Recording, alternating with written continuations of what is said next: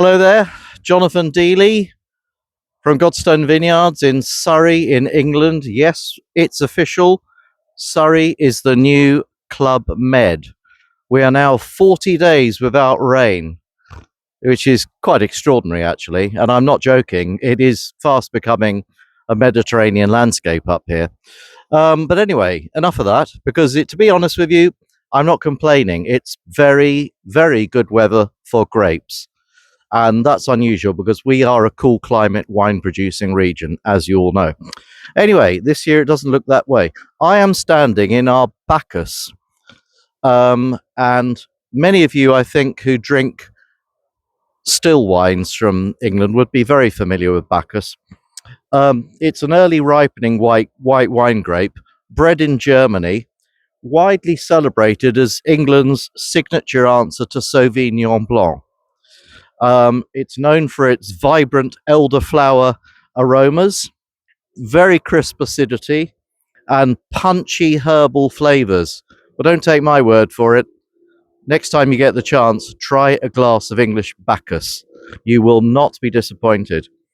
A little bit of the history of Bacchus, before I get on to the obvious history about Bacchus. Created in 1933 at an institute in Germany by crossing a Silvaner, Silvaner, with a Silvaner Riesling cross with Müller-Thurgau.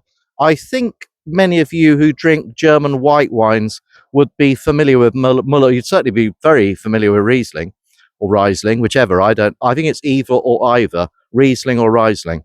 And I think you'd also be familiar with Müller-Thurgau.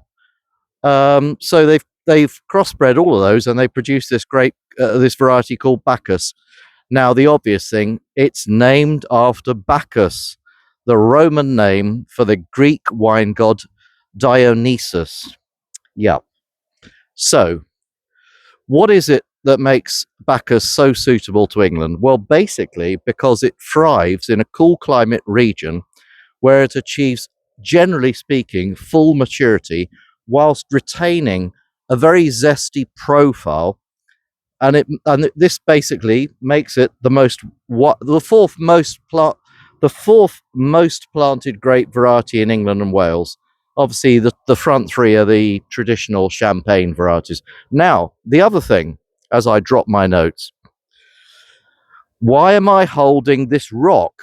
Well, there's a good reason why I'm holding this rock, because many of you on YouTube send me comments and you say, Jonathan, what sort of soil type do you have at Godstone Vineyards, and why did you plant it? And this is the reason, basically, because we got fed up with ploughing this land and wearing out plough parts and shears and tines, bits of metal that basically were just being ground to pieces by this. This is limestone, and it features all along this ridge underneath the North Downs Way, this unbelievable big lump. So this is a small bit, but it's basically a feature of this soil type, upper green sand mixed with an enormous amount of this soil.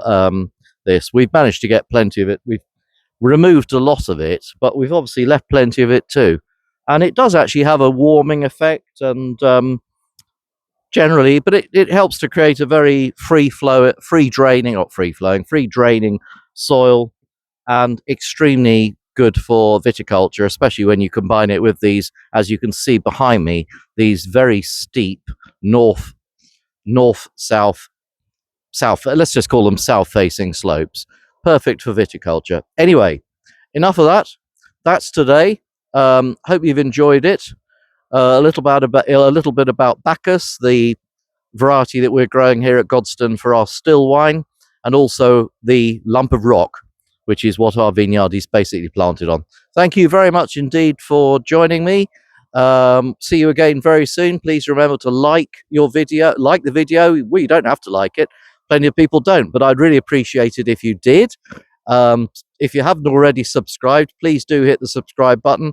You'll make me extremely happy, and I'll love you forever. Please just do like it, subscribe, tell your friends, your tennis partners, your bridge partners, whatever, and I'll see you again very soon.